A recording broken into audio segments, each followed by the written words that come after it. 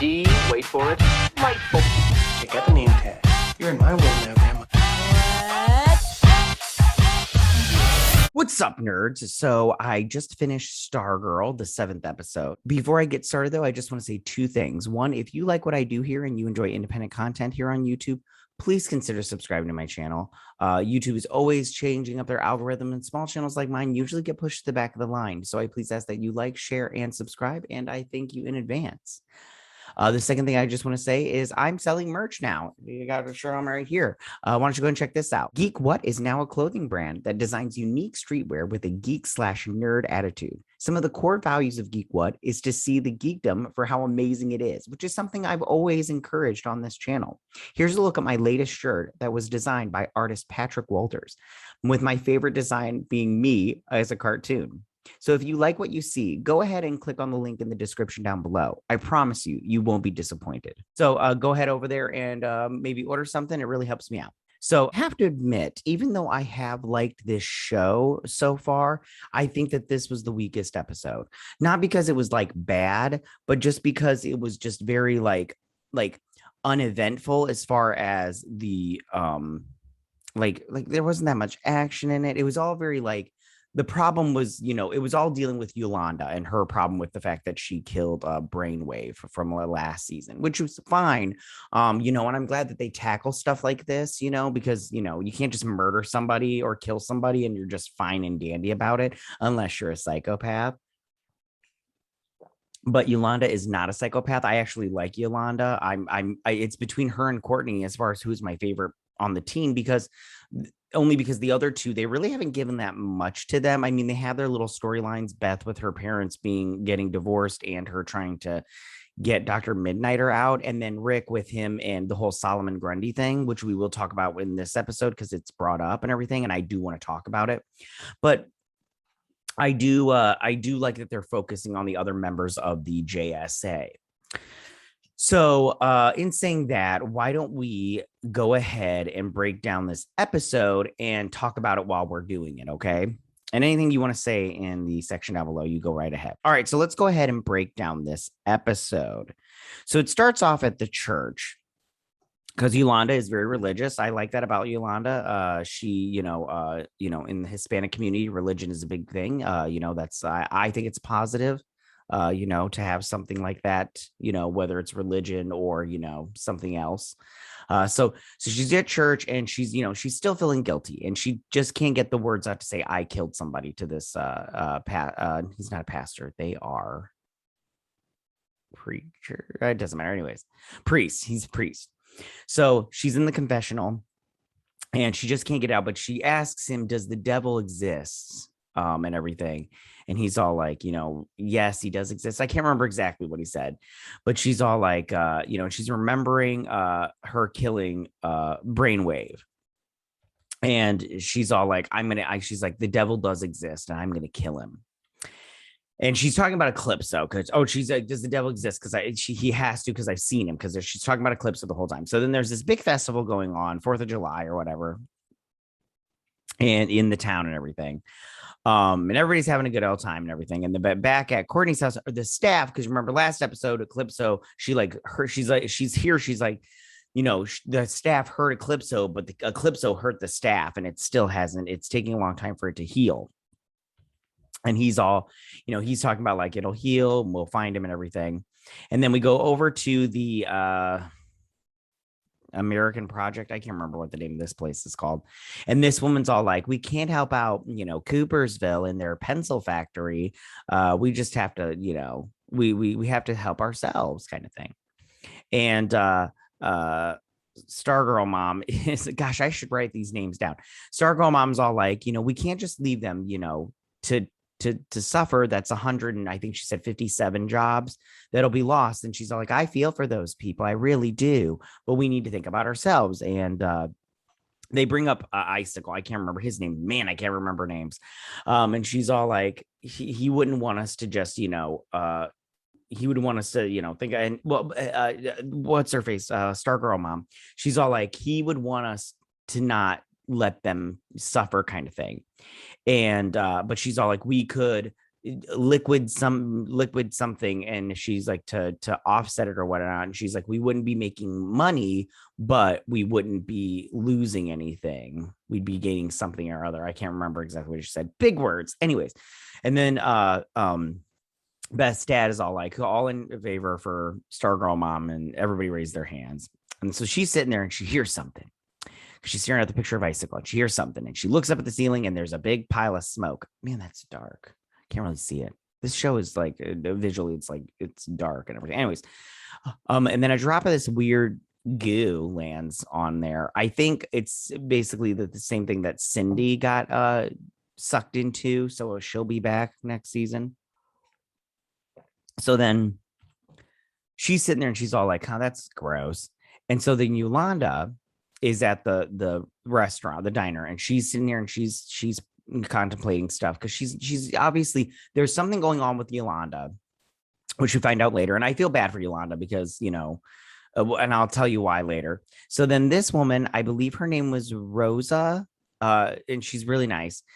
She's all like, "Hey, you doing all right?" And she's like, "Yeah." And she's like, "Grumpy Sam is in your section again." And she's like, "I'll take care of him." She's like, "Thank you so much. I'm so happy to have you." So she goes over there and she's like, "All right, Sam, what you need?" And he's all like, "I've been waiting forever. If this wasn't the only diner in town, I wouldn't be here at all." He's like, and so she gets the eye and everything. He's like, "Can I get some coffee and everything?" So she pours the coffee on his shoulder. I just want you to know, when you dump hot coffee like that on I had it on my hand one time.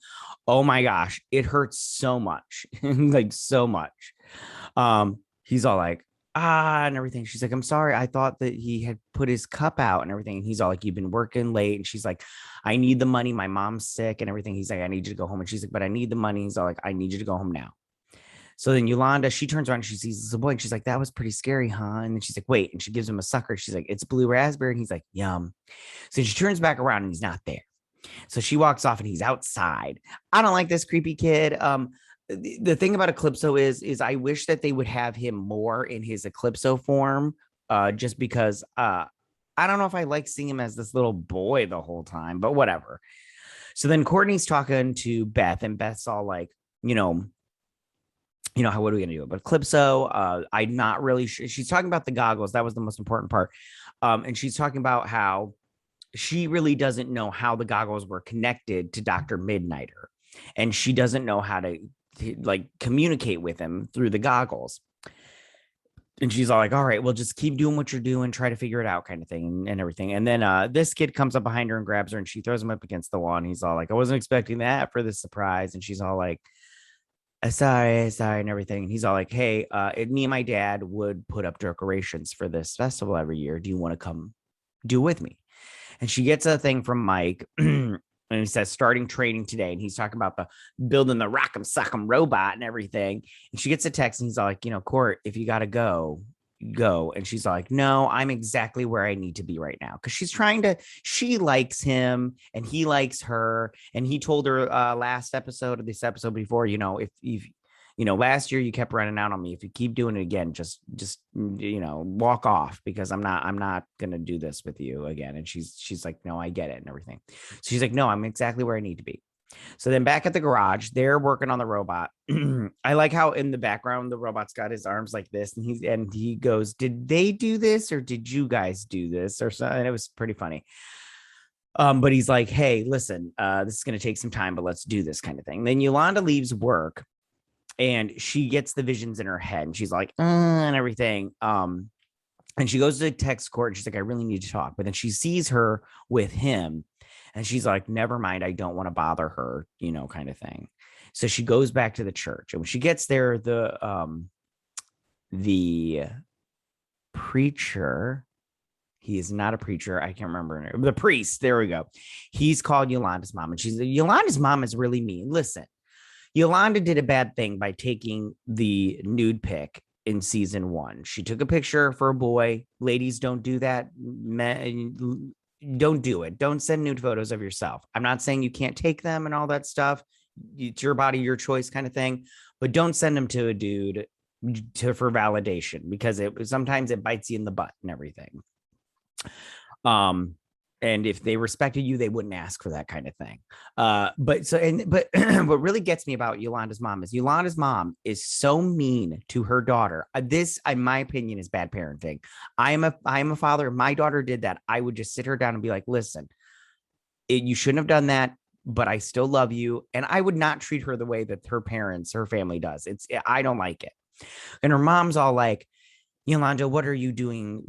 Bothering this priest with all your problems. And he's all like, hey, listen, Yolanda's had enough judgment this year. I think we can calm down on her. I'm like, yeah, preach it, preacher. I'm like, and that's when Yolanda's mom he was all like, yeah, I guess you're right, kind of thing. And I'm all like, I'm like, be nice to your daughter. That's your daughter. She made a mistake. Okay. Calm it down. Okay.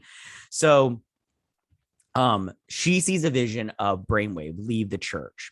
So she goes after it and she goes outside and he's nowhere to be found. So then back at the summer school, this guy is replaced, the last teacher, because he had the paint monster thing going on with him.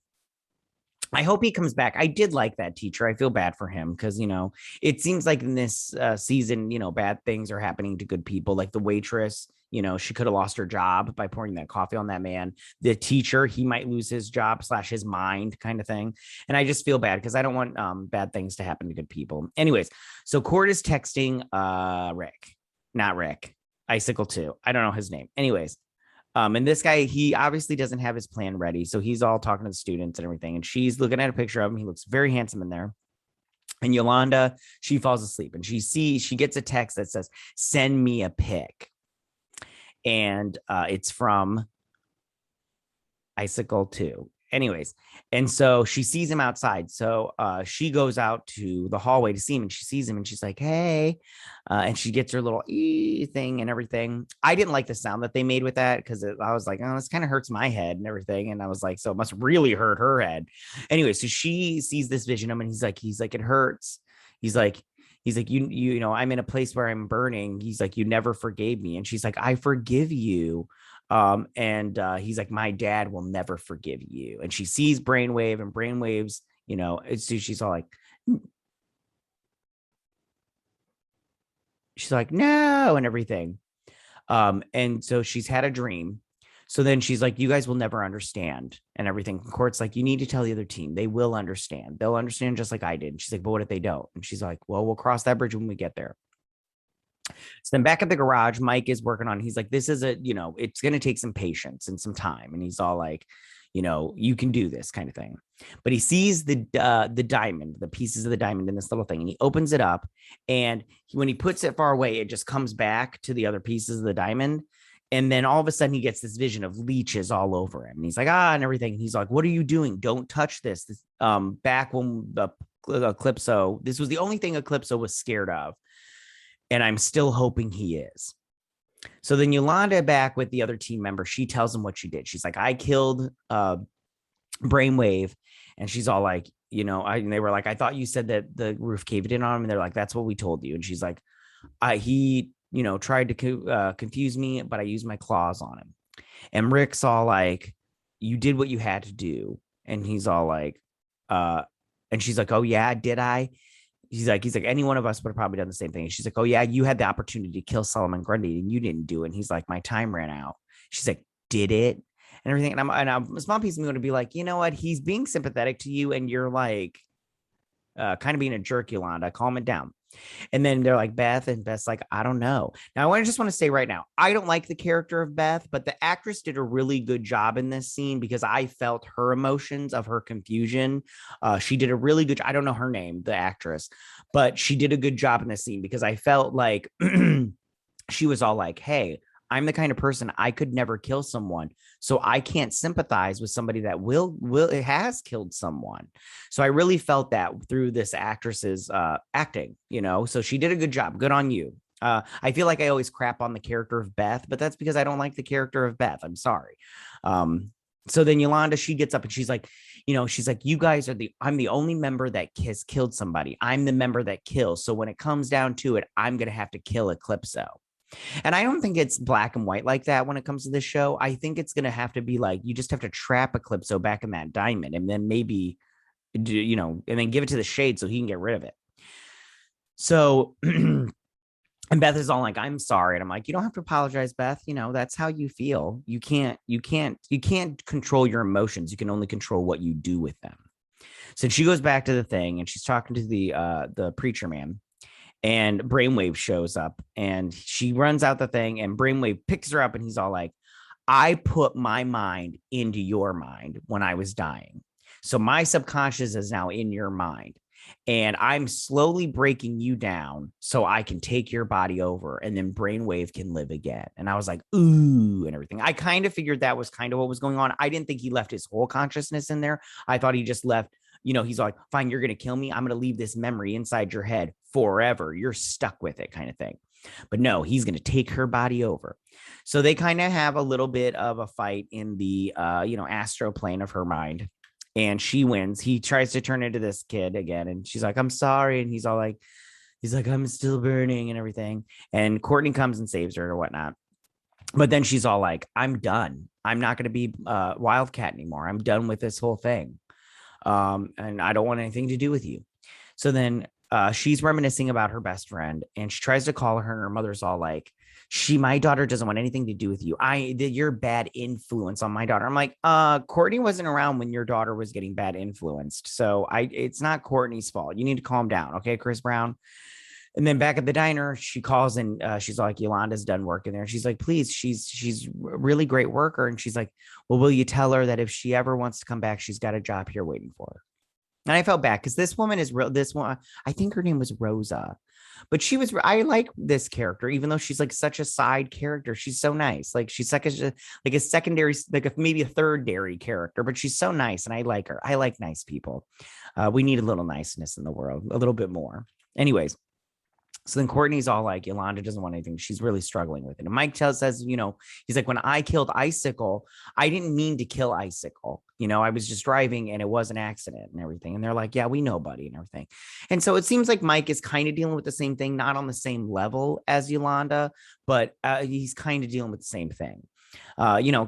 Killing someone is not easy unless you're like a psychopath. So I like that they're having these struggles with these characters in this show because, I think that this is indicative of real life. If I had killed somebody, I don't think that I would just be like willy-nilly about it. I would feel a lot of these emotions and feel really bad about it, which you should. Anyways, so then back at Beth's house, she's having weird dreams, but they don't show it to you, but they do show Eclipso outside her house. So it's obvious that Eclipso is going after each individual member of the JSA to take them down. So again, this episode was not bad, but this is, I think, the weakest episode out of the entire season. Like, just because like the whole time I was watching it, they were, it was Yolanda, and I liked that they did it, but at the same time, I'm all like, can we speed it along here? Because I feel like, I don't know. It was not bad. It was not bad, because if it was bad, I would just tell you it was bad. I'd tell you it sucked, but it didn't suck. And there were things that I did like about it. It's just, I just felt like maybe they could have kind of moved it along a little bit faster, and I mean, yeah, I don't know what they could have done to make this episode better, but yeah. So that is my breakdown and review of this episode. Like I said, it was good, but the weakest one out of the entire season. And I did like that struggle with Yolanda. I do like Yolanda as a character. She'll be back as Wildcat. She has to be. She can't leave the team. I'm sorry. They can't have her leave the show / the team or whatnot. So tell me, what did you guys think about this episode? Did you like this episode? Did you not like this episode? Are you like me and you thought it was the weakest episode? Who is your favorite JSA member? For me, it's a toss-up between Stargirl and Wildcat. I do like those two characters. They're pretty great. Yeah, go ahead and leave all your comments in that section down below. If you like this video, go and hit that like button. I won't mind. If you're new to my channel, please hit that subscribe button. I'd greatly appreciate it. And I will see you guys on my next Stargirl breakdown and review. You guys have a good week. Bye.